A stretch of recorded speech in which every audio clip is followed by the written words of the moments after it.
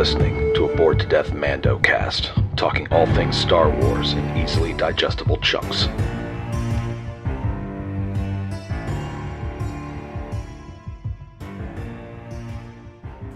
Hello again, ladies and gentlemen, and other assorted gender assignations. Welcome back to the Bored to Death Mandocast. I am Jay, being joined by Chris. And I'm back! I am Zeke! Zeke is here to join us for our trip through the Bad Batch. The non-Star Wars fan. Yes, so we're getting an outsider's perspective on this. I did sit him down to watch episode 1, all hour and 14 minutes of it yesterday. I say non-Star Wars fan, but I did geek out when they put Order 66 out in that thing. Like, Yeah. holy shit! It's like one of the few things that you, as a not a huge Star Wars fan like me or Chris, would understand the reference. Mm-hmm. And your opinion of episode 1 was generally a positive one as well. Good wasn't it? It was good all around. I like the fact that they gave, like, hey, we're going to acknowledge the fact that Order 66 is a programmable effect by everybody. Except for them kind of factory defaults, you know, they're not so Not so small. much defaults, so much as factory defects. That's what I meant. Defects. There you You go. forget my subtitles sometimes. Yeah, this is true. Except for the one. Hey, he was still defective. It's just it was pecking in the back of his head like his conscience. Yeah, because he was just like, good soldiers follow orders. Yes. Which, as I mentioned, and I mentioned this to Chris as we were watching, that's actually a reference to an episode from the Clone Wars series in season 6. One of the clones, his chip basically malfunctions, and he essentially executes Order 66 early and kills his Jedi. But before that happens, he's like sort of holding his head, and he starts repeating that line: "Good soldiers follow orders," over and over and over until he kills his Jedi. And then basically one of his friends, another clone called Fives, is trying to find out what happened to him after he's taken away to be essentially recycled, shall we say? And Fives basically is sort of framed to look like he's starting to, like, his chip is malfunctioning. They don't explain exactly what the chip is so much as that it makes sure that they stay in line, as opposed to, no, this thing has a little failsafe inside to make them into perfectly obedient soldiers. Though I'm looking forward to the sniper versus the hunter. Well, the hunter isn't a sharpshooter like Crosshair. No, but he's gonna be able to see the sniper from a mile away from his Possibly, but there are, I think, limits to how good Hunter's senses are, and Crosshair probably knows what those limitations are, and will know to basically be like, if I get within this range, he will detect me. So I'm gonna camp out here with my sniper rifle and just wait. Boom. He's also going to cover his tracks, so if he breaks any tree branches on his way up there. Yes, but if he's following them, That's true. kind of thing. But yes. Did you tell him when you and I started geeking out over the Jedi, the Padawan? Yes, I did explain to Zeke while we were watching when Caleb showed up. I basically, because you have seen Rebels. I've seen some of Rebels. Let's go ahead and give the Zeke background story. So I've seen 1, 2, and 3, which in this case would be 3, 4, and 6. 3, 4, and 5. 4, 5, and 6. Yes, the original trilogy. Yes, I've seen the original trilogy. I cut myself through episodes 1 and 2, and my friend went to go see the third one. I got out of the theater after Batman trailers, and thank God it's over with. And then, don't think I ever saw the ones after that. No, I saw the one where Han Solo died. Okay. Spoiler alert! Yes, so you've seen at least the first of the sequel trilogy. And I looked at that going, why? No, I'm not hopping this train wag again. Okay. But I did see part of Rebels, I saw some Clone Wars, and obviously I saw Mandalorian. So Yes. I do have some knowledge, but not not as much as me, and definitely not as much as Chris. Well, that's why he's well acknowledged. Exactly. By the way, I'm not going to spoil, because I kind of looked into the cast members, because I was having a hard time trying to remember who the certain characters were, because these are brand spanking new characters. Well, okay. But I was on Wikipedia and I looked up to see a future. I don't know when this character is going to show up in the show, but it's one of the characters from Mandalorian. Fennec Shand. Yeah. Yeah, I know. She was in the trailer. Oh yeah. Blinking. But she had that same helmet that she was wearing on Tatooine. But yeah, they did get Ming-Na Wen to voice the character, of course. Yes.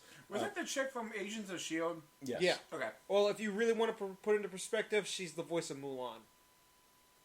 The original Wow, Mulan. that's just so many levels of cool at the same time. What the fuck?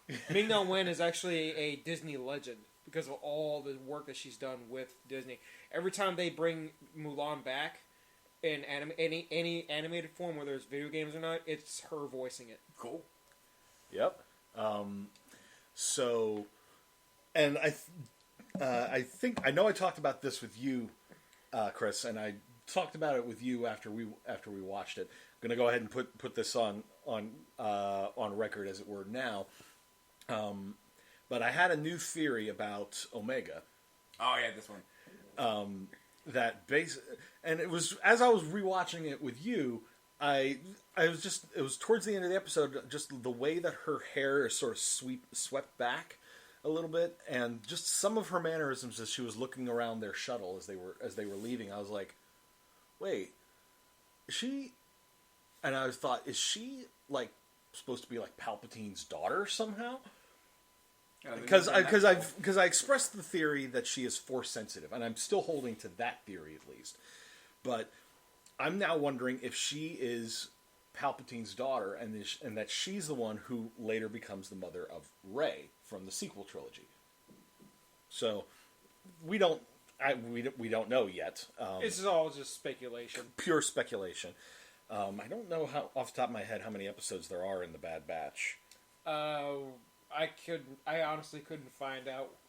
I got a question for the Relic of Knowledge because he's been doing his research. What? All of the Bad Batch voiced by the same guy? Yes. All the clones are voiced by D. Bradley Baker. Oh my god, that's gotta be so freaking annoying. It's like, okay, we want Well, you no, to clone, this allows him to flex his vocal range. but you have to memorize that vocal range for each clone. It's like, okay, we want you to do Rex. Okay, we want D. Bradley Baker is an accomplished voice actor. You think he can't keep all that straight in his head? At the beginning, I'm not more. But here's the thing. I imagine it's more a case of he records the lines for Hunter during one vocal session. Then he takes a break, maybe comes back the next day and records the lines for Tech. That makes sense. You know, that way he's not having to switch between multiple different voice takes in one session. He's doing them. It's like the guy who voiced Pilot in Farscape.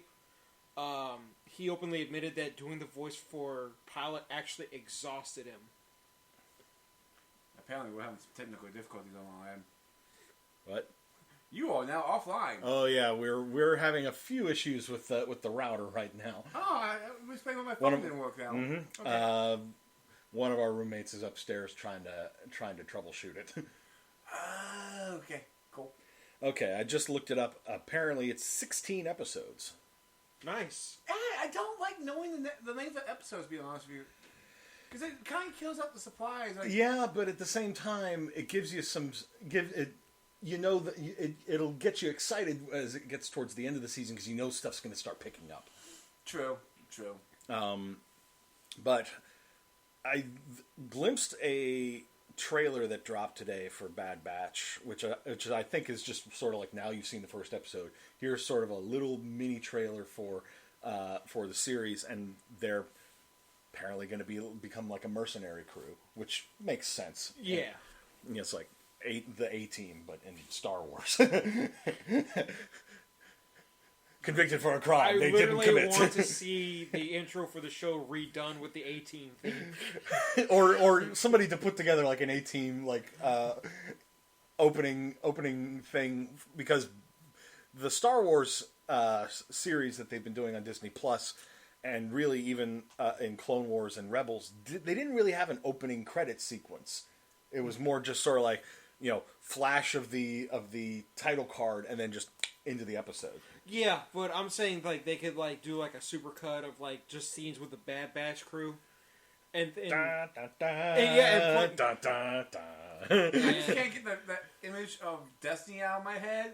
I just want to see the big muscle guy Wrecker yell for the puppies as he charges the battle. That's all I want to see. For the puppies! As he runs in destroying robots. for the baby fallen. Yes! Yeah, because of the group, we've got sort of all three classes in the Bad Batch. We've got Wrecker the Titan, Hunter the Hunter, and Tech the Warlock. I'm not sure where Echo would necessarily fit in there. He's Super Droid. He's Banshee. I'll go for that one. No, well, maybe not Banshee. Maybe one of the Red Jacks. He's Sweeper Bot. Anyway, we're being nerds and making references that Chris doesn't get right now. But I think I don't play Destiny. I know that your life is probably richer for it. Probably. And I'm saying that as a big fan of Destiny. Yeah, we gotta get back in that loop again, don't we? Well, at this point, just wait until Tuesday when the next season starts. That's what I'm saying. The beginning of the loop again. Mm-hmm. But yes, I think that about wraps up things for and the intro. And we got Wi-Fi again for the moment. Anyway, so yeah, we'll go ahead and pause this here, and we'll be back after the episode. Hey, while we're watching this episode, you should go ahead and toss us a like and subscribe. If you want to reach out, do it via our social media on Facebook or Twitter at BTD_Bingecast.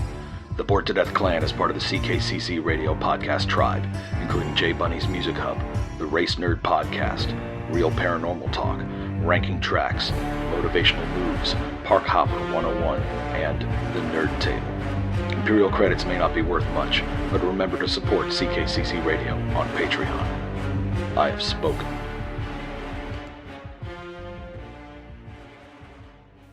And we're back. Nice short episode to introduce a few things, but it's nice to have a story without subliminal messaging.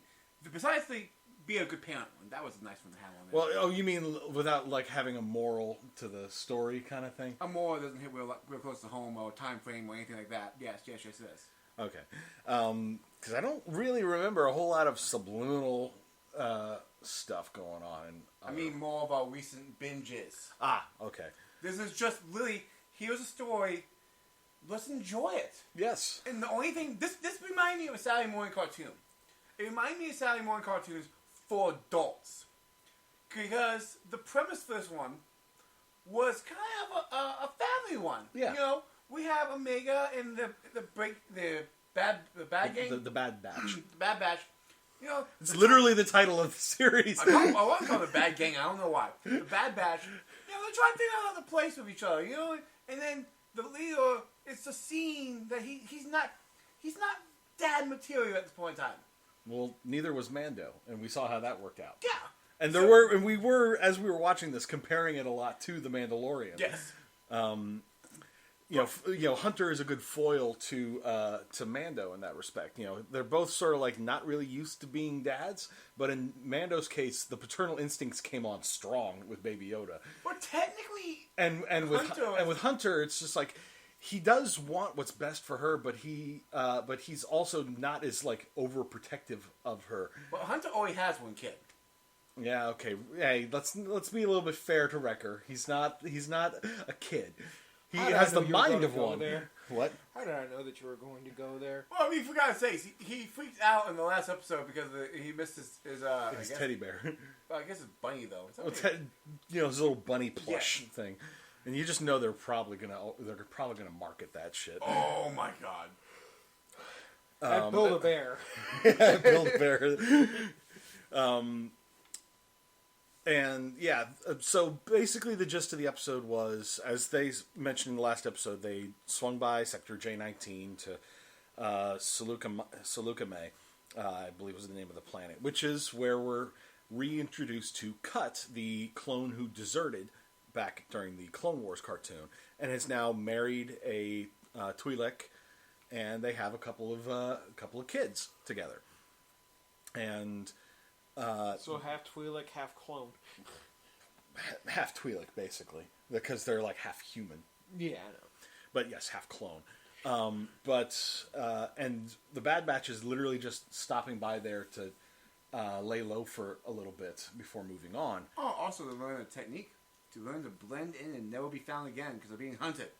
Well, I don't know how well blending is going to work for some of them, because Wrecker, that's a big boy to try to blend in. Well, he was blending in quite nicely with the crowds. I mean, he got his formal going on. But when his cover gets blown, he doesn't really know how to bluff his way out of it. Neither do I. Big boys don't need to be bluffing. That's what I was. You got there before me. I was going to ask how, for your insight on this when it comes to a grown man with the mind of a child. That's what we have the smart people for. That's why Hunter will be. He's just special. We dropped him on his head a few times. It's okay. Don't punch the security guard in the face. Oh, God damn it. Well, don't do it more than... Oh, God. Yeah, but the problem that's coming up is, on the planet, though, is that the new Empire is impounding ships so they can be registered. And basically now Republic credits are no good. But if you go to an Imperial office and turn in your Republic credits and get a chain code, they will give you equal value in Imperial credits. You know the sad thing is I just turned that into a retail environment in my head. Go ahead. Hey, you want this job with a great paying salary? Just come over here to retail. We're going to tag you, bag you, and put you out to work. Oh, it's not what we promised? Actually, was it written down anywhere? Actually, no. What it reminds me of is that episode of The Simpsons where they went to Itchy and Scratchy Land. Oh, yeah. And it's like Itchy and Scratchy Bucks or whatever. Yeah, and the second they buy them, they take one look, and every single shop has a sign that says, we don't take Itchy and Scratchy Bucks. Yeah. Well, and they sort of sold Homer on it. It's just sort of like, it's like regular money, but more fun. He's like, give me $1,100 worth. And they give him the money. He turns around immediately. It's like, nope. But quite literally, your money's no good here. Yeah, but the chain codes, basically they take a sample of, they sort of sample your DNA thing and give you this unique identifying thing, like a social security number, if you will. Like they weren't exactly being subtle in calling it a chain code, though. There were no subliminal messages whatsoever in this episode. I mean, that's not exactly subliminal. That's like in your face. Now, this isn't the first time in Star Wars we've heard reference to chain codes. That came up in Mandalorian Season 2. That's how... Really?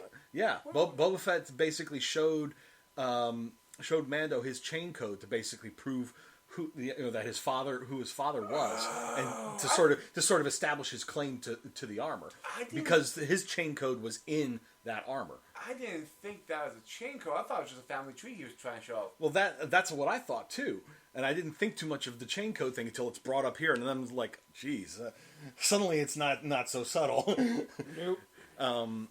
Well, but that makes a problem for Cut, because he wants to get himself and his family off of the planet with the Empire locking it down and basically not packing up and leaving now that the war's over, but essentially building up their base, and establishing tighter control over the planet. Well, you got to mention the fact that at the very beginning when they started talking to each other, I was like, yeah, Rex came by and said, we got to get out of here.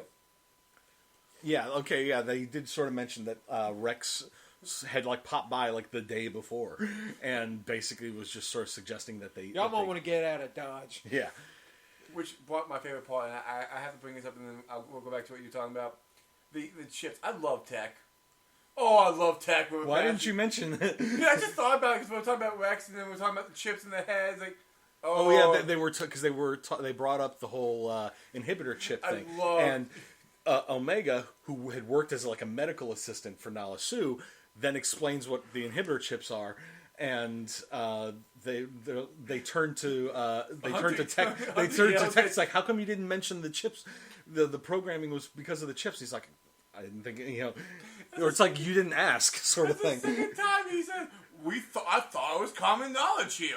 Well, no, it wasn't so much common knowledge as that I thought it was obvious. Yeah, it's like, you're the smart one. You can't assume everyone is on your level, especially not Wrecker. It's like Sheldon in Big Bang Theory. A lot of times he'll be explaining something and other people are just like, what? It's like, yeah, you're bright, but not everybody's as bright as you. Exactly. But then again, Sheldon also assumes that because he knows a whole lot about a lot of things, that he knows a lot about everything, which is part of where the humor comes in. Yep, and why he's so goddamn snobby. Yep, but back to Bad Batch. but the problem with the chain code is if Cut goes in to try to register, they'll pick up that he's a clone and that he's a deserter, and he'll be arrested, which is bad. And we don't want to take the ship of the Bad Batch because we want to do this the legit way so that they don't come hunt us down anymore. Yeah, basically. Well, yeah, it was more the Bad Batch offered them a lift to wherever they needed to go, and they're just sort of like, we kind of want to stay under the radar, and you guys are being hunted right now, so that's not a good idea. So they're like, well, we need to get these chain codes if we're going to get off world. And then they basically asked Tech, it's like, could you forge a chain code? He's like, well, I just learned about them a few minutes ago, but yeah. Just like how smugly smart he is.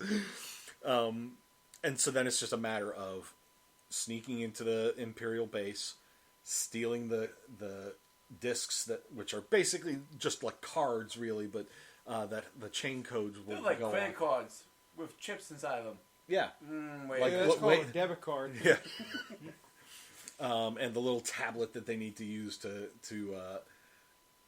load the codes onto it or whatever. I swore that tablet was going to come bite them in the ass. I thought so too. It's like, you got greedy. Because he grabbed the one thing and then he was like, take this too. I'm like, You got greedy. You took the one thing you shouldn't take, was going to track your location.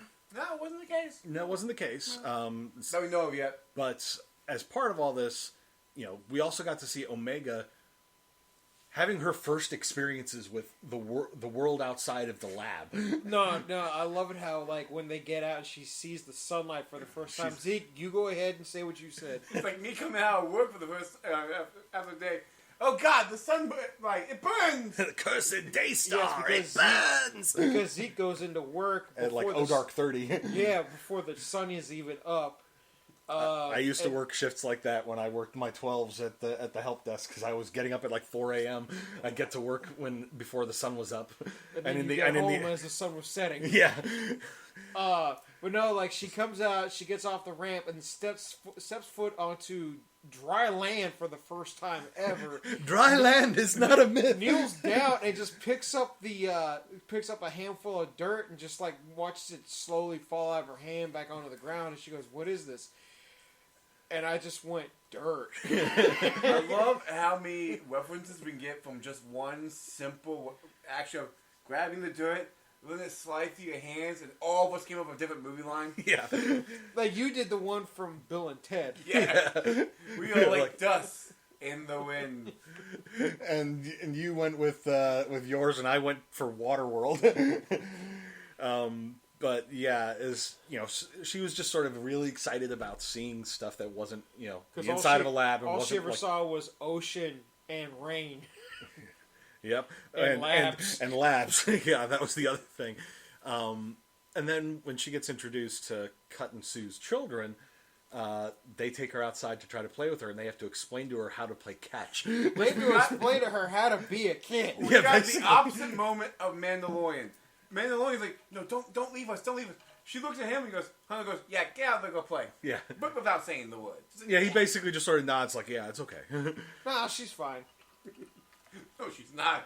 She's not fine. She don't know how to stay inside the fence. But it comes along as they're making their plans to sneak Cut and his family into the port, get them the chain codes, and get them onto the shuttle off world. He explains that he wants to send Omega with them because it's like she needs a family. Well, doesn't that happen after the events where she gets almost killed? Yes. There's a reason why he says that, and it's while they were playing catch, the ball ends up going outside the fence on Cut's farm, and the kids go. We'll get it back later, and they go to head back inside, and Omega's just like shrugs. It's like, I can fit through the fence, no problem. And she goes to get it. I'm like, there's a reason that fence is up, and then this like nasty looking beastie that we saw when the Bad Batch was first arriving starts pops up from the bushes and starts stalking her. And I was like, I had a feeling we were gonna see that thing again. Alien cat with 4 eyes and like fins. Yes, that's one alien pussy you don't want to mess with. I don't know. Should we make a Star Trek joke here? Are we talking about the three-breasted chick from Star Trek 5? Well, I was going to say... you mentioned three-breasted chick. I don't go to Star Trek 5. I go to Total Recall. Yes! No, I'm going to say Kirk messes with any kind of pussy, so... Well, but Kirk never met a pussy he didn't want to slay. This is true. If Kirk's whole opinion is, if it's got a hole, I will fuck it. You know, isn't it bad we're watching Star Wars or we're mentioning Star Trek? Or they come after us and try to kill us? Because I don't believe in that whole that Trekkies and Star Wars fans cannot get along. Well, I want you to remember something. George Lucas went to the very first Star Trek convention back in 1971, I think it was. Where the hell do you get this stuff from? Seriously. The relic of knowledge. This is the most random thing. How do you find it? This is like, you just hop on Facebook. Oh, look, George Lucas showed up at the first convention and this time. No, he openly admitted that he went to the very first Star Trek convention. And he said that Star Trek was a huge influence on him in terms of making Star Wars. But Star Wars was originally supposed to be the Flash Gordon film, but he couldn't get the rights to it and just made a few minor changes here and there, and boom, Star Wars. And the rest, as they say, is history. Wait, Flash Gordon wasn't that? No. There was originally a black and white serial series called Flash Gordon. It had like the same like title crawl sequence to it, like what Star Wars did. Mm-hmm. That's where George Lucas got the idea from. Plus, he was also a huge fan of samurai films. And Vader's whole like the helmet and everything is very samurai inspired. And also, if you look at Obi-Wan Kenobi's fighting style, it's very samurai-like.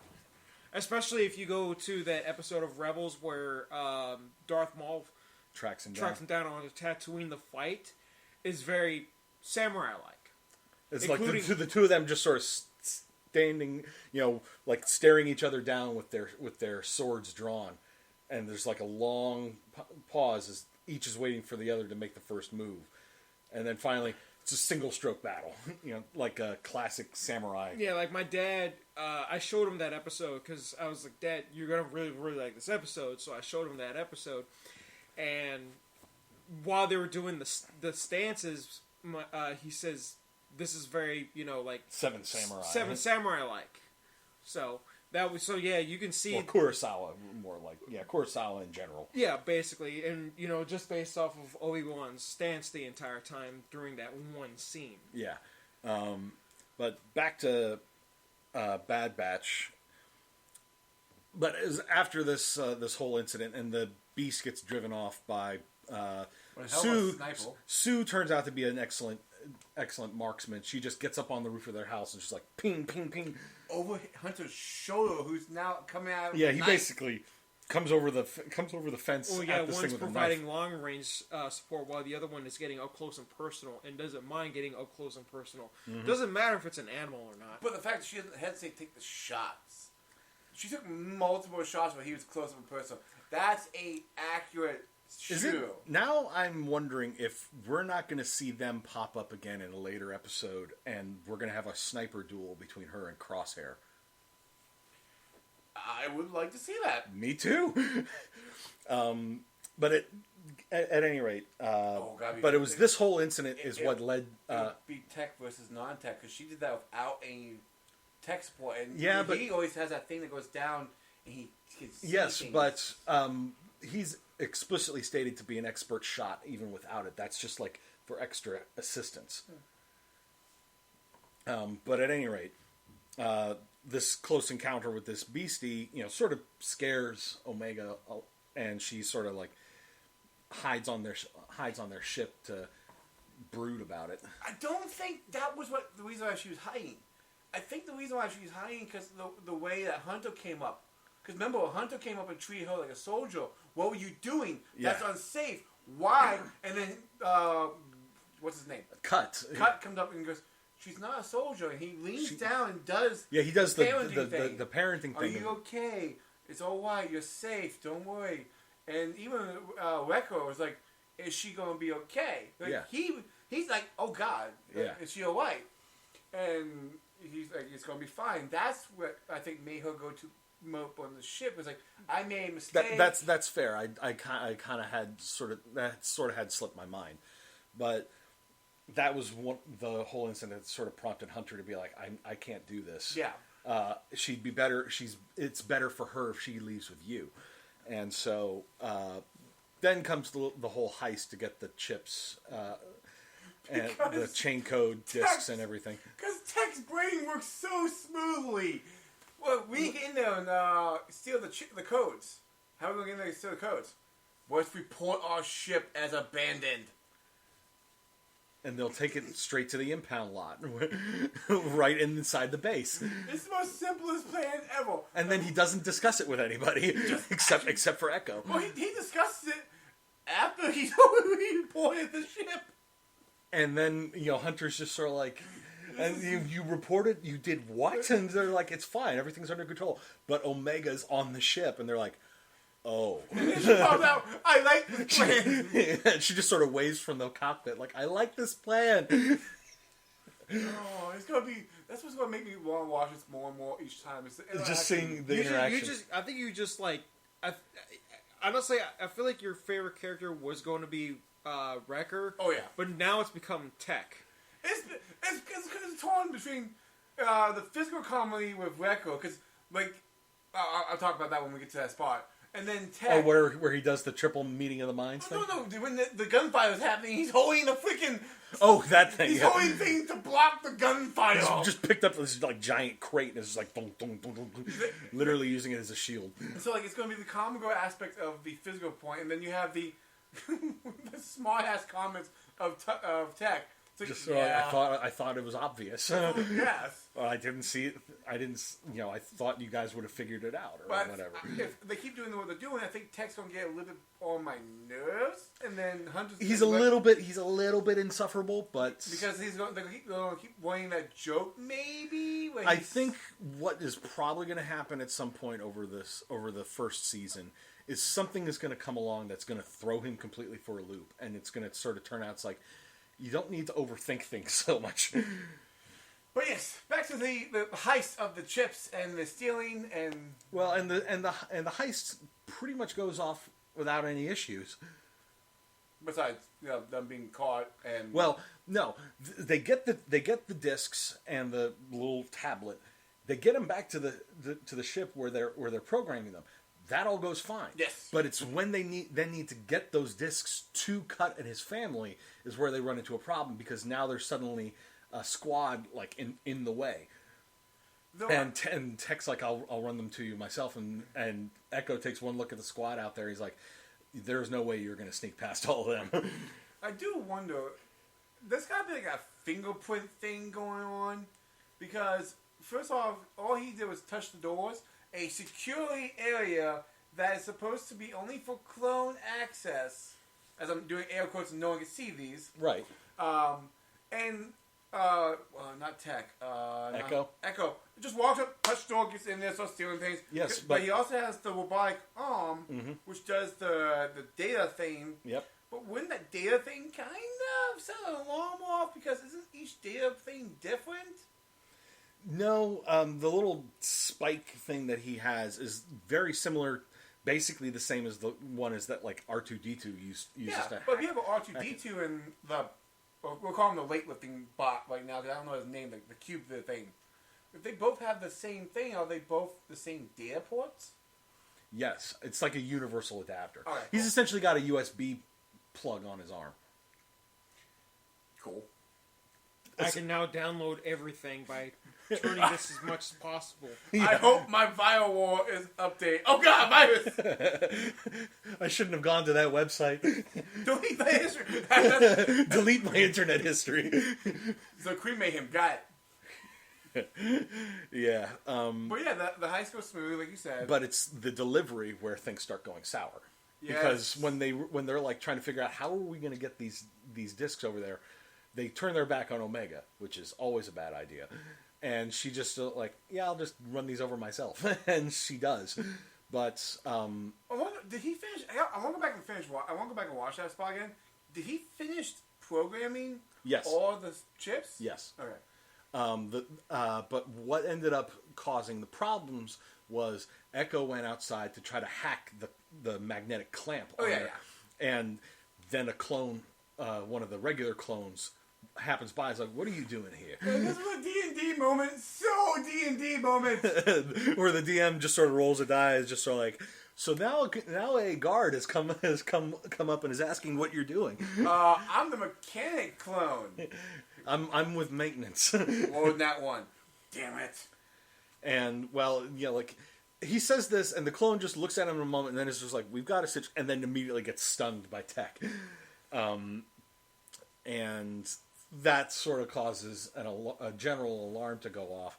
And Omega's still trying to sneak out, and then she bumps into an R2 unit, or at least an astromech droid, who takes one look at her and immediately starts going, "Wait, wait!" She's like trying to shush it, and then Wrecker, who'd been sent to go catch up with her, just comes up and goes, "Flonk!"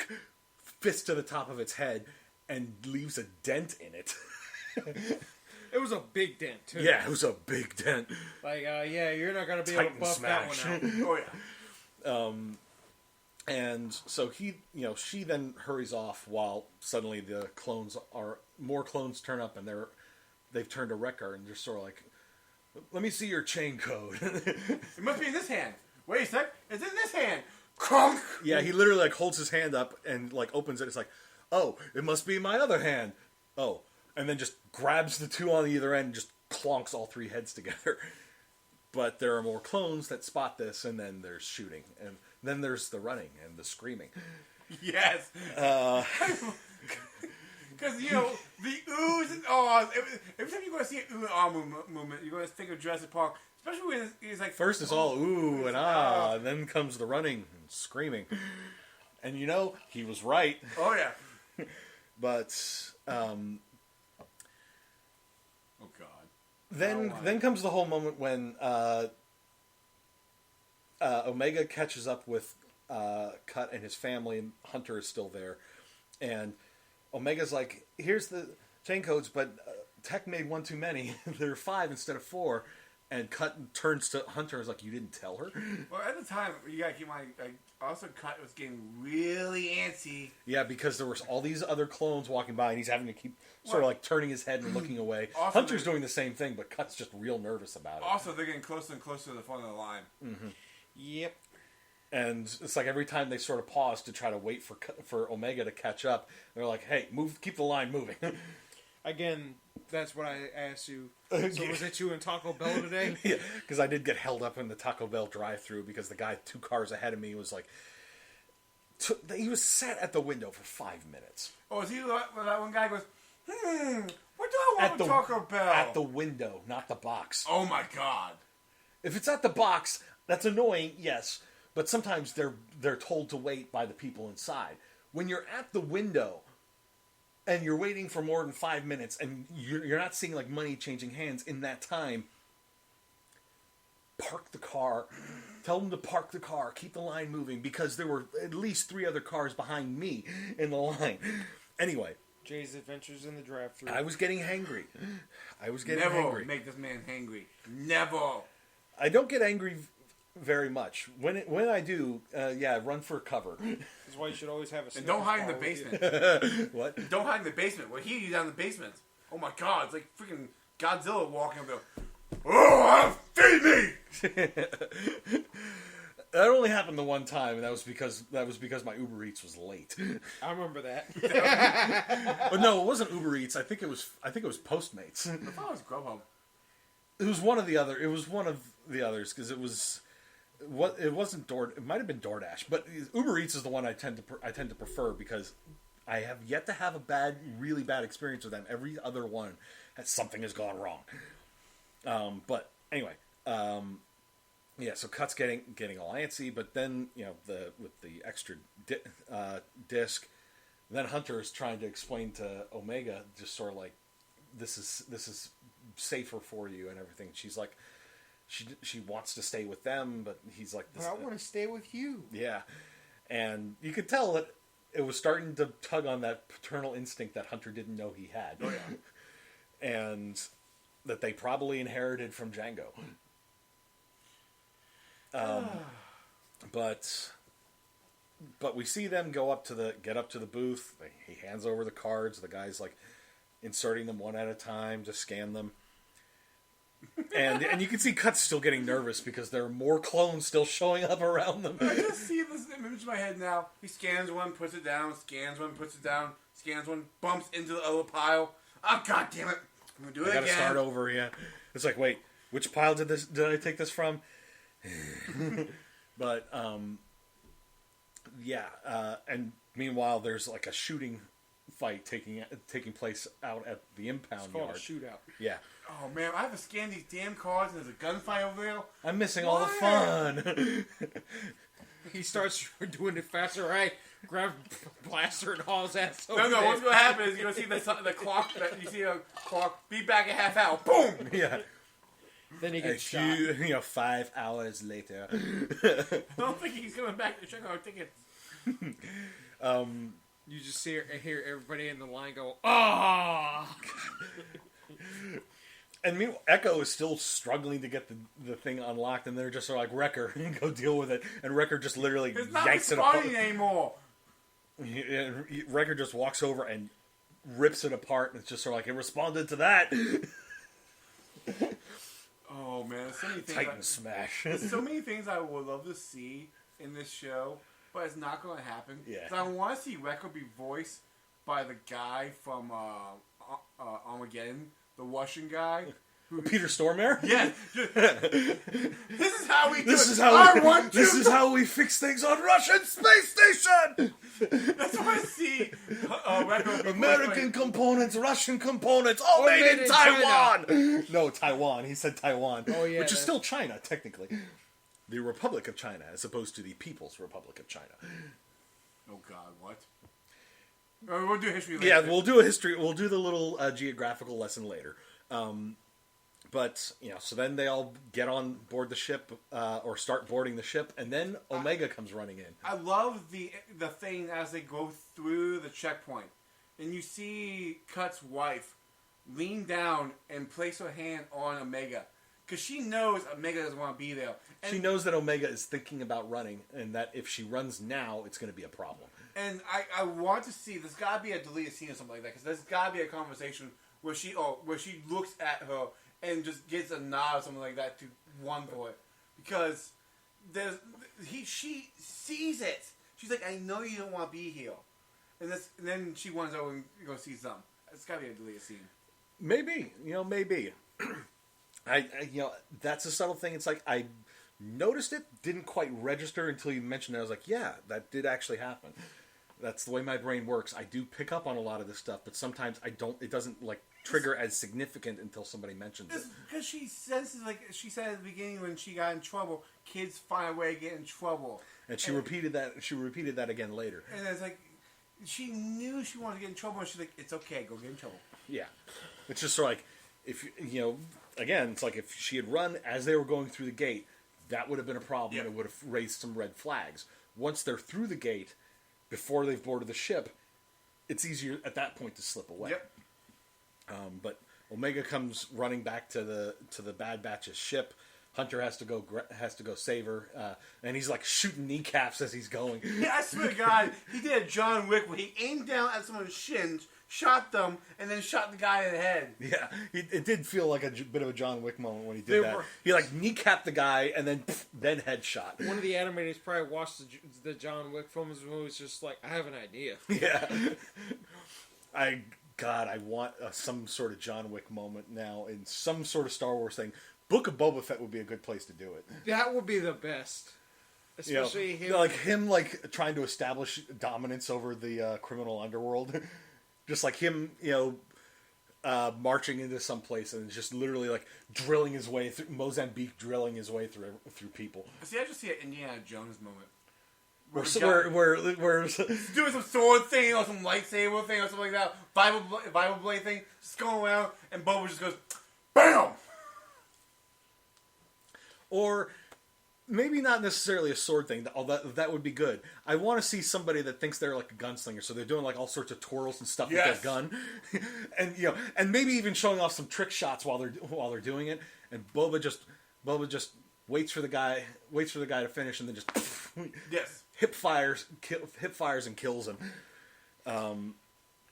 So I had to look this one up because I brought something up earlier while we were watching it, and how Omega's voice sounds Australian. Yeah, definitely a different accent than the rest of the clones. Her voice actress is from New Zealand.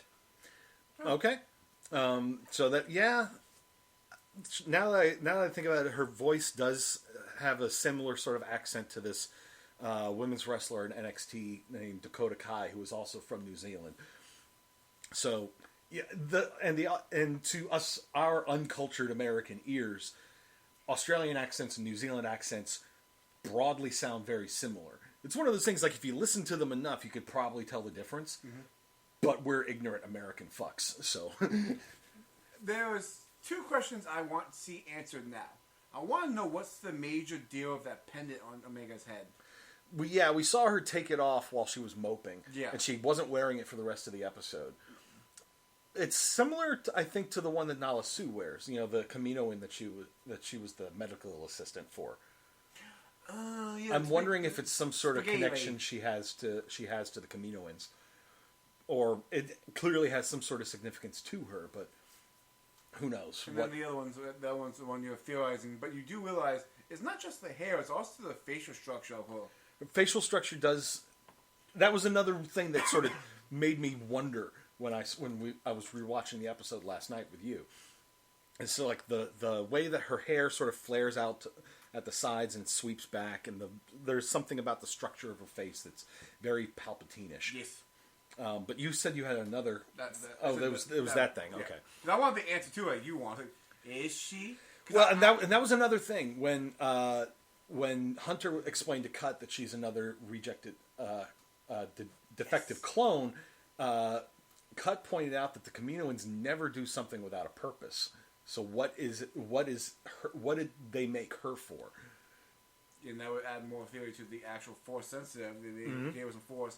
Or my idea that she's like a not technomancer, but someone who's very advanced with tech. They can see pieces of the puzzle and connect. Well, and this is something I mentioned as we were watching it, and I noticed this after watching some other like YouTube reactors that watch this stuff. I can't remember if it was Blind Wave or the Normies. I think it was Blind Wave because they're big Star Wars fans, and they have watched pretty much all things Star Wars, or at least two of their members have watched all things Star Wars, and they have a pretty deep knowledge of all this stuff. So it's like when they mention, like, they name drop various places, they immediately are like, oh, I know what this is. Like with the Jedi Master in episode 1 of this series, that I don't remember her name, but they mentioned it in the opening sequence with the whole trouble in the galaxy, narration thing. They name drop her there, and I just remember seeing them being like, oh, because they knew who she was and what this meant. But they were sort of pointing out that she was like sort of picking up skills and like sort of copying what other people were doing. Like she picked up not just like Hunter's mannerisms, but like she was sort of picking up Hunter's sort of enhanced perception about things when she was talking to Crosshair and was trying to like empathize with him. Although at that point she was also doing some of the Force sensitive stuff in there. She picked up. She was the very first time she picked up a blaster. She pulled off like a perfect shot on Crosshair's gun. Yep. And and you said that reminded you of River Tam from Firefly. God, I still love that one shot from last episode. Knife! Boom! Oh yeah, that was a fantastic shot, and I really hope we get some sort of callback in a later episode. Oh no, she's gonna yell knife. Omega's gonna yell knife and get that shot again. Maybe. I don't think she was watching that simulation fight, but who knows? Her picking up. It's not gonna be like that scene from Wonder Woman. Shield. Yeah. But she does. She's picking up all this stuff. She sort of seemed to pick up on how to catch. Well, that. But I'm just like I got like you when she was sort of looking at the cards for the chain codes. You were just sort of like, is she going to be the one that like fixes all this sort of stuff now? You were theorizing that she has some sort of she's tech. She's tech savvy. Yeah, maybe. But I think it's more just along with the Force sensitive things. and maybe because of the Force sensitive thing, she's picking up on some of the skills that they have. Something like Wrecker's strength is not something she can just sort of pick up and replicate. No, but next thing you know, she starts trying to lift the gonk droid herself. That was another funny little moment as they're escaping. We see that in the process of escaping from all this, Wrecker has picked up one of those gonk droids and is lifting it with one hand. Yeah, he's literally doing curls with it while it's kicking its legs. And I think the entire time it's going gonk, gonk. It was just a funny little moment. I'm like, did he pick up a gonk droid for some reason? Man, when you lift, man, you lift. Ah, my muscles are getting smaller. I gotta get some reps in. Omega, make my protein shake. But, and it's clear, and we got like a closing moment where it's like, Hunter's like, well, if you want to stay with us, then you're gonna stay with us. Like, he finally sort of accepted that she's sort of chosen what family she wants to be with. I guess we're going to have to live with it now. I mean, she did choose it from square one, but she kept wandering over to the table and then made the food fight. Yep. Well, where Omega goes, trouble follows. I love the fact that they talk about Omega and Wrecker together at times. Oh, yeah. Because, like, when Omega was done exploring through the ship, and they were both conked out on the floor. Well, that's like they gave her the task of inspecting everything on the ship just to wear her out, and she finally was like just sort of passed out against the wall, and Wrecker's sort of passed out right next to her. Yep. Two kids. Mm-hmm. It's like that's what you got to do sometimes to get the kids to settle down. Is you just got to let them burn off that energy. I'm gonna have to do that tomorrow when I go to my nephew's birthday at one point. The relationship kind of reminds me of... no promises there, because it's his first birthday, so... Oh, God! In Transformers Prime, between Bulkhead and Miko, because Bulkhead was this, like, giant hulking transformer that turned into, like, a heavily armored vehicle or whatever, and Miko was just this, like, little Japanese girl who was just all, like, oh, let's go and do this, oh, don't worry, I know I'm good, I'm good, being protected by you, and... all that stuff. I'm seeing the same thing here. Oh yeah, Wrecker is definitely going to be the bodyguard. Well, yeah, Wrecker is going to be the major Papa Wolf of that group. Just like if you do anything to hurt her. Well, it's kind of like, going back to Firefly. You could like Jane was very protective of Kaylee. Yeah, remember in the first episode when Kaylee got shot, and like Jane, when Simon was like doing the surgery. You could see Jane like outside the med bay, just sort of like watching and clearly nervous. Like he's just sort of like, like fidgeting. Just like I want to help, but there's nothing I can do. I just see Omega starting another fight and Wrecker just being behind her with like a mace or something, just putting it on his hand. Or just out of thought, there's someplace some bullies start picking on Omega and they like shove them over, and then he's just like right behind her or right behind them. I just had another thought of how you could get Wrecker to just be like the muscle that shows up to deal with something. Remember Crocodile Dundee 2? Scene. It's like when they go back to Australia, it's just sort of like, I don't need a weapon. I've got a donk. What? Donk. Yeah, and then I've got a donk. You got a what? And then this big Australian dude just lands behind him, spins the guy around, and just goes, donk. One punch knocks him out. I remember that scene now. I remember rewinding. I want that scene in a future episode. Like, it's just weapon. I got a Wrecker. What? Wrecker. Bow. Because unfortunately, if they did anything, it's going to be the scene from Avengers. I have an army. We have a Wrecker. That could be like with like Crosshair or some other Imperial officer. It's just like, I have an army. We've got Wrecker. So, with as lighthearted as these first two this episode at least. Parts of the first episode anyways. Before everything started going wrong. Yeah. Do you see this getting to be like really dark like with the last season? I think it's going to get a bit darker. I think we're going to get sort of a balance. Like we're going to see more signs of the Empire establishing its control and everything getting grimmer and more dark because of that. While also having some of the lightheartedness of, Omega discovering the world and being awed by all about all the little things in it and how realizing that as bleak as things may be, the world is just awesome. I want the Saturday morning cartoon storyline every time, where there's a point A and a point B, and it's Or like an A plot and a B plot sort of going on. Yeah, like this one was parodying. Mm-hmm. You know, kind of like what Mandalorian had. Yeah. Where there was there was the whole like, oh, I got to take the kid to his people, to these mystical beings that have been extinct for God knows how many years. And in the meantime, like every episode had like its own plot. Yep. Yeah, there was like the arcing storyline of trying to find the Grogu's people, but there's also sort of going on in the background. The Imperial Remnant and Moff Gideon are up to something, and we don't really find out what it was. We know that he was making these Dark Troopers, but we don't know specifically what everything that was going into it was. This is going to be the first arc's going to be them running away from Crosshair. Thank you. I want to call him Sniper for some reason. So you can call him Sniper. That's perfectly Sniper, understandable. No sniping? Yeah, stop it.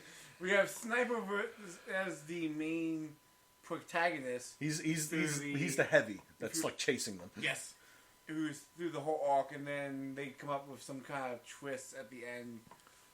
Well, and there's also like the driving mystery of what is Omega. Yeah. It's like we know she's a clone, but of who?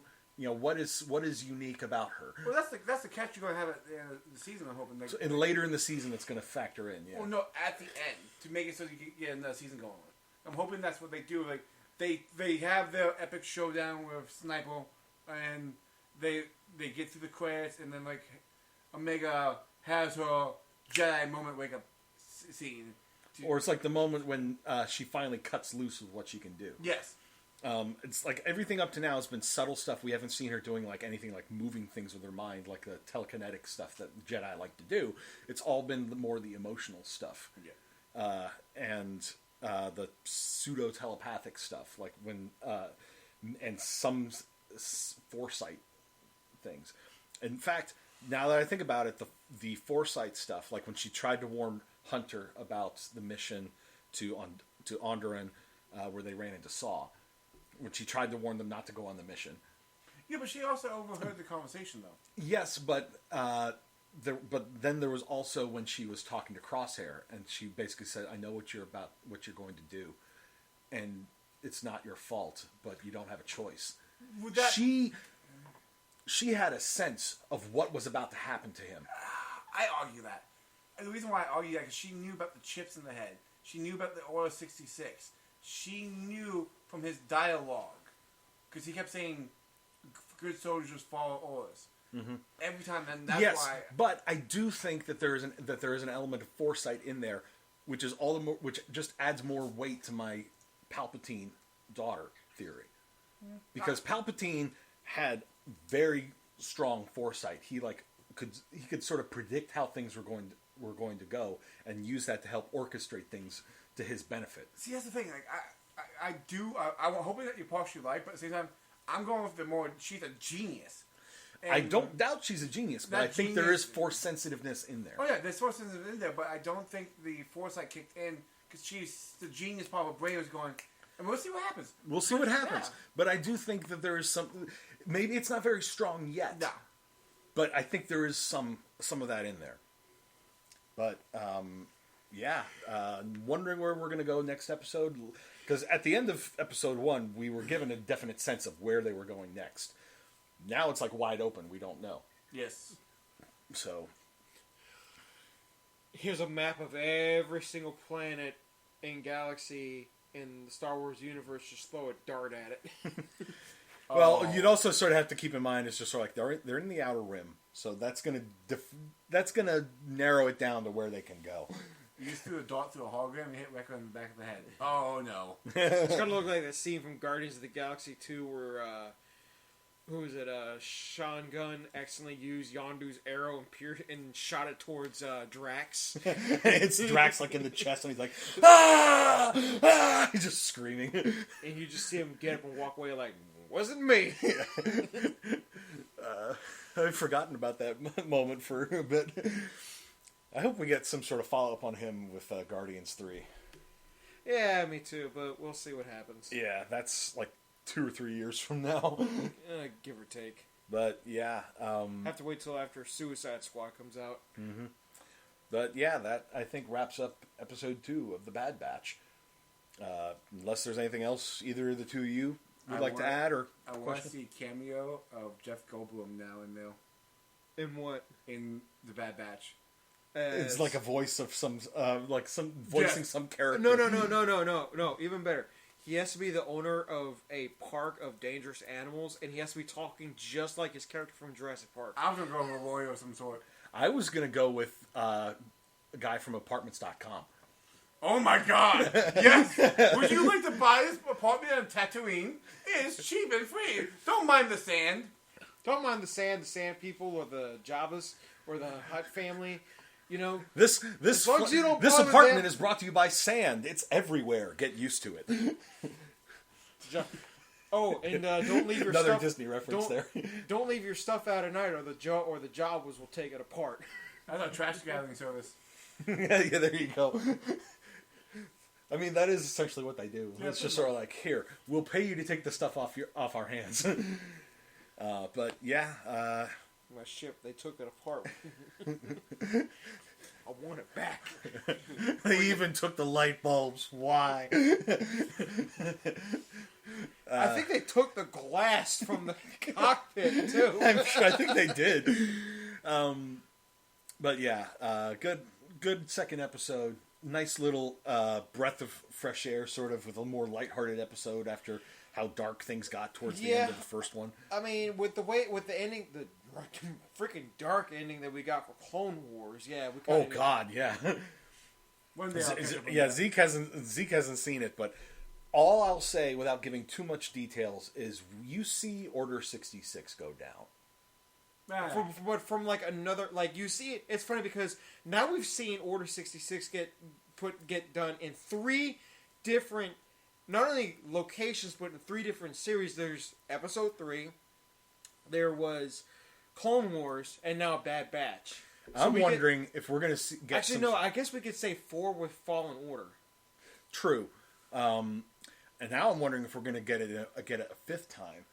In what? A flashback in Mandalorian Season 3 from Grogu. That'd be interesting. Although, in Grogu's case, it was less Order 66 and more Anakin. Yeah. But still, it would be a part of the whole Order 66 thing. He marched in there with a bunch of clones also. It wasn't just him that slaughtered everyone in there. He slaughtered the younglings, yes, but there were other Jedi that were in there. I must go to my happy place. I must go to my happy place. I must go to my happy place. So it's like Magneto in X-Men First Class, where him using his powers is based off of happy thoughts. It's like, thoughts. So you mean to tell me that scene in X-Men 2 where he's killing all the guards with those metal... It was like Peter Pan, but with magnetic powers. Wendy, I can fly. God damn it. We should wrap this. We'll go ahead and wrap this up now, because now we're just going into random. The episode was 30 minutes long. I'm pretty sure when your Bingecast goes 2 times longer than the episode, we probably should call it quits. Yes. So that is going to wrap up this week's edition of the Mandocast. We've got another 14 weeks of this. So this is going to be running concurrently with Loki. Oh, my God, what that's time for. Except Loki's are dropping on Wednesdays. So it's not like we have to do one and then the other immediately. It's just oh my God, what that's time for. It's funny. You don't have to participate. You know I'm going to be there almost every binge you do because it's half the fun. Yes. Watching these with other people is a good thing. And I know from my experience in trying to do a solo cast, I need to have somebody else there to bounce off of, or I just run out of things to talk about. As I stare blankly at him blinking. Speaking of which, how did things go when I was in lockdown in the hotel room and you had to do what was 2-3 episodes of That wasn't you in lockdown. That was just you were working. No, if you remember, I was in the hotel. He was the first hotel victim, and then I was the second hotel victim. Right, but I didn't think you missed 2 episodes because of the lockdown. Also. That was it. and then we put you in quarantine for a few days because you went to a place that was a bit of a hot spot. It's not as bad as when I listened to his Willy's Wonderland binge. I just sat down and went, we have to do this all over again. Yeah. All of us. I got halfway through, like, we have to do this. Yeah, Willy's Wonderland was a good example. I need to have somebody else there to bounce off of. We all do. I mean, it's half the fun. But at any rate, that's all for us to talk about outside of this, outside of our recordings. But Time for my history lesson about Chinese regions and yeah, that's going back to that thing. Lucas's influences. So for Zeke and Chris, I am Jay, and we will see you next week. Thanks for listening to Abort to Death Mandocast. Be sure to check out all the Star Wars content on Disney Plus and give us a like and subscribe. This is the way.